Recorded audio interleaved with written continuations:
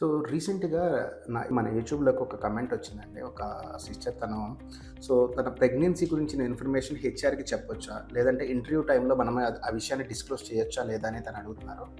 So యాక్చువల్‌గా టెక్నికల్‌గా అయితే మనం అసలు ఆ విషయాన్ని చెప్పాల్సిన అవసరం లేదు. అండ్ మోస్ట్‌లీ అలాంటి క్వెషన్స్ అడగరు. మనం ఎక్స్‌పెక్ట్ చేయలేము.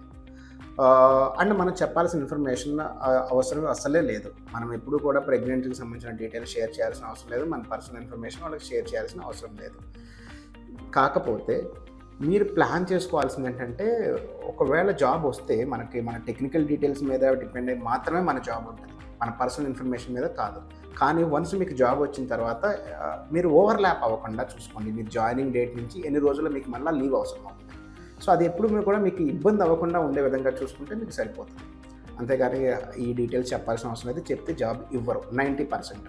ఇది టెక్నికల్‌గా ఉన్నది కాదు కానీ జనరల్‌గా ఏంటంటే జాబ్ ఇవ్వటానికి వాళ్ళు ఆలోచిస్తారు. ఎందుకంటే మనం జాయిన్ అయిన ఒక 3-6 మంత్స్‌లో మనకి లీవ్స్ కావాలి. మెటర్నిటీ లీవ్స్ ఒక 6 మంత్స్ వెళ్తామంటే ఏ కంపెనీ కూడా అంత కంఫర్ట్‌గా ఉండరు. ఏ హెచ్ఆర్ కానీ, ఏ రిక్రూటర్ కానీ. సో మనం ఆ ఇన్ఫర్మేషన్ షేర్ చేయకుండా ఇంటర్వ్యూ క్లియర్ చేస్తేనే బెటరు. కాకపోతే ఎథికల్‌గా మీరు ఆలోచించుకోండి. ఆ టైమింగ్ అదనేది ఎలా మేనేజ్ చేయగలుగుతారు ఏంటి?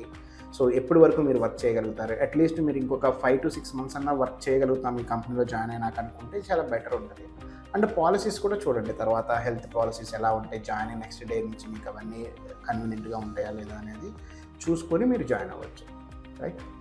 Thank you.